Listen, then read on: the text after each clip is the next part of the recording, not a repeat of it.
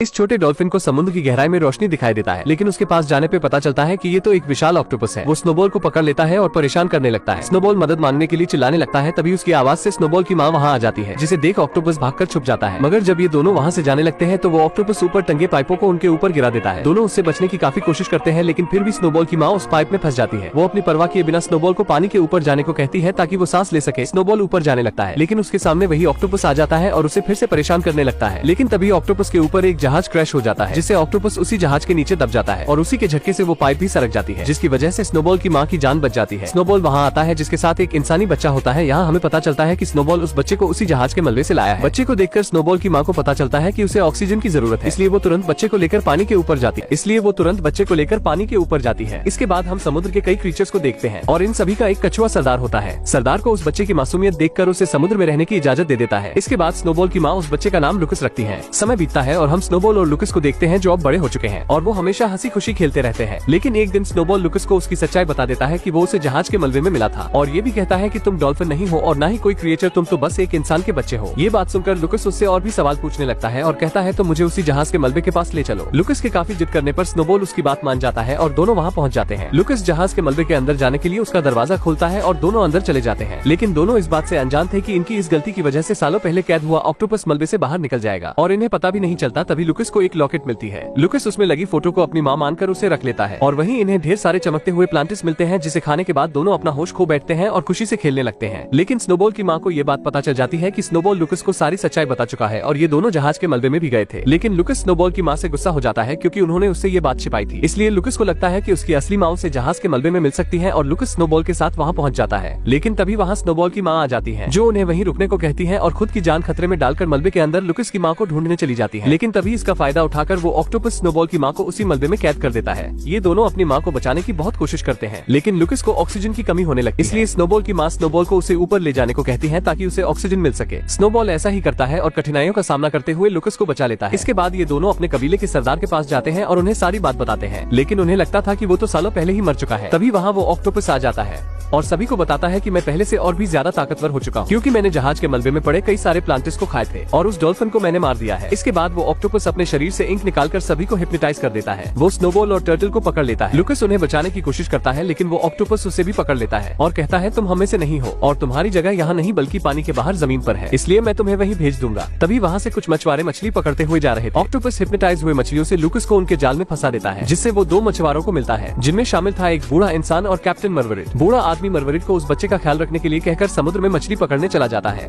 कुछ देर बाद जब लुकस की आंख खुलती है तो वो अपने आप को जमीन पर पाता है, इसलिए वो चुपके से वहाँ से समुद्र में भागने लगता है, लेकिन मरवरिट उसे देख लेता है और पकड़ लेता है। लुकस किसी भी तरह वहाँ से निकलकर समुद्र के किनारे आता है, लेकिन वो वहाँ कई सारे डॉल्फिन्स को देखता है जो उसी कमीने ऑक्टोपस की वजह से यहाँ फंस चुके थे, जिसमें स्नोबॉल भी शामिल होता है। वो दोनों अपनी माँ के गुजर जाने के दुख से रोने लगते हैं। मरवरिट लुकस को डॉल्फिन से बात करते हुए देखकर घबरा जाता है और जब लुकस स्नोबॉल को समुद्र में ले जाने की कोशिश कर रहा था तो उसे देख मरवरिट भी लुकस के साथ स्नोबॉल की मदद करता है और दोनों स्नोबॉल को समुद्र तक छोड़ देते हैं। इसके बाद मरवरिट लुकस को वही लॉकेट दिखाकर कहता है कि मैं तुम्हारी माँ को जानता हूँ और मैं तुम्हें वहाँ लेकर जा सकता हूँ। मरवरिट की ये बातें सुनकर लुकस मान जाता है और स्नोबॉल को अकेला ही समुद्र में भेज देता है। दूसरे दिन जब लुकस सो रहा था तो मरवरिट उसे एक कमरे में बंद करके वहाँ के सबसे अमीर मछुआरे के पास जाता है और उसे बताता है कि मेरे पास एक ऐसा लड़का है जो मछलियों से बात भी कर सकता है और पानी में भी देर तक रह सकता है। ये सुनकर वहाँ के सभी मछुआरे उसका मजाक बनाने लगते हैं। अमीर मछुआरा उससे कहता है अगर ऐसी बात है तो वो पानी में सबसे तेज तैरता भी होगा और अगर तुम्हें अपनी बात को सच्चा साबित करना है तो उस बच्चे को हमारी रखी गई शी सेल हंटिंग कंपटीशन में शामिल करना होगा। मरवरिट उसकी शर्त मान जाता है।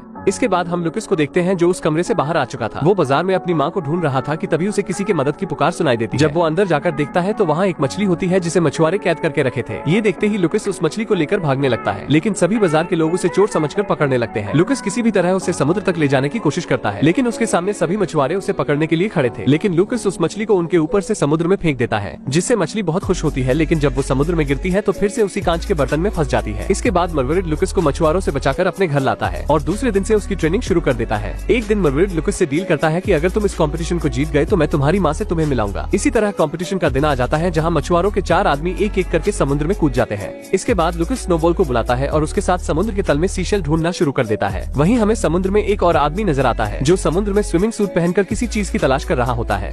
और उसे लुकस का वो लॉकेट मिल जाता है। वहीं मछुआरों के चारों आदमी फटाफट ढेर सारे सीशेल ढूंढ लेते हैं और जब सीशेल को गिना जाता है तो लुकस उनकी बराबरी नहीं कर पाता क्योंकि वो बहुत ही कम सीशेल ला पाया था, जिस वजह से मरवीड ये शर्त हार जाता है और शर्त के अनुसार उसे मछुआरे के नाव पर काम करना पड़ेगा। लेकिन उनके जाने के बाद मरवीड को पता चलता है कि लुकस द्वारा पाए गए सभी सीशेल में कीमती मोती हैं। ये देखकर मरवीड खुशी से झूम उठता है क्योंकि इन मोतियों से वो करोड़पति बन सकता है। लेकिन तभी वहाँ एक हुक आकर उनके नाव पर फंसता है, इसलिए मरवीड मोतियों को बचाने के लिए उन्हें निगल जाता है। उतने में एक लकड़ी आकर उसके सर में लगती है, जिस वजह से वो बेहोश हो जाता है और आँख खुलने पर मरवीड और लुकस खुद को बड़ी जहाज पर पाते हैं जहाँ उन्हें 3 महिलाएं दिखती हैं। वो मरवीड को डराकर उन मोतियों के बारे में पूछती हैं, लेकिन उन्हें पता चलता है कि मरवीड मोतियों को निगल चुका है। इसलिए वो दोनों को लेकर एक आइसलैंड पर जाते हैं जहाँ उनकी रानी रहा करती है, जो कि एक बूढ़ी औरत है और वो एक गुफा में जादुई सूप तैयार कर रही थी। इसलिए उन्हें उन मोतियों की जरूरत थी जो मरवीड निगल चुका है। लेकिन वो मरवीड को देखते ही पहचान जाती है क्योंकि 10 साल पहले मरवीड एक औरत को इस बुढ़िया के पास लाया था। असल में जो प्लेन सालों पहले क्रैश हुआ था उसमें लुकस और उसकी माँ भी थी। मरवीड किसी तरह लुकस की माँ को तो बचा लेता है, लेकिन बाकियों का कुछ पता भी नहीं चला और तब से वो बूढ़ी औरत लुकस की माँ का ख्याल रखती थी। लेकिन इतने वर्षों बाद भी लुकस की माँ के हालत में कोई सुधार नहीं आया था। वो सभी ये सोच ही रहे थे कि उन्हें क्या करना चाहिए। इतने में वही बूढ़ा व्यक्ति वहाँ आ जाता है जिसने लुकस का वो लॉकेट पाया था। वो उन्हें कहता है कि जो प्लेन क्रैश हुआ था उसमें एक केमिकल भी था और सिर्फ वही केमिकल लुकस की माँ को ठीक कर सकता है, लेकिन उसे वहाँ से केवल लुकस और उसका डॉल्फिन ही ला सकता है। लुकस ये सुनते ही अपनी माँ के लिए वो केमिकल लाने के लिए तैयार हो जाता है और रात में जब सब सो रहे थे तो लुकस उस बूढ़े आदमी के साथ समुद्र में उस केमिकल को लाने के लिए निकल जाता है। समुद्र के अंदर जाने पर लुकस को पता चलता है कि उस कमीने ऑक्टोपस के इंक के कारण पूरे समुद्र के जीव धीरे धीरे उस ऑक्टोपस के गुलाम बनते जा रहे हैं। लुकस किसी भी तरह उस ऑक्टोपस से चिपटे हुए उस जहाज के मलबे तक पहुंच जाता है और उस केमिकल को ढूंढकर उस बूढ़े मछुआरे को दे देता है। लेकिन केमिकल को पाते ही वो मछुआरा लुकस को अपनी असलियत बताता है कि वो कई सालों पहले से इस केमिकल की तलाश कर रहा था और वो लुकस के परिवार के साथ उस केमिकल को तैयार किया था जो किसी भी जीव को बहुत ही शक्तिशाली बना सकता है और इसी कारण तुम्हारे पिता की मौत हो गई। जिससे लुकस की माँ समझ गई कि ये इंसानों के लिए कितना खतरनाक हो सकता है और ये किसी गलत हाथों में ना पड़ने पाए। लेकिन ये बूढ़ा इंसान उस केमिकल से खुद को पावरफुल बनाना चाहता था, इसलिए लुकस की माँ किसी भी तरह प्लेन से निकल जाती है। लेकिन ये बूढ़ा इंसान उस प्लेन को ही क्रैश करवा दिया था। इसकी बातें सुनकर लुकस उस पर गुस्सा होता है और उसे मारने के लिए आगे बढ़ता है, लेकिन वो बूढ़ा इंसान उस केमिकल को समुद्र में डाल देता है और उसे वो कमीना ऑक्टोपस पी लेता है, जिससे वो बड़ा और खतरनाक हो जाता है। इसलिए वो उस मछुआरे का पालतू बन जाता है। वो लुकस को मारने के लिए उस पर गोली चलाता है, लेकिन तभी स्नोबॉल वहाँ आ जाता है और लुकस को बचाकर समुद्र के किनारे लाता है।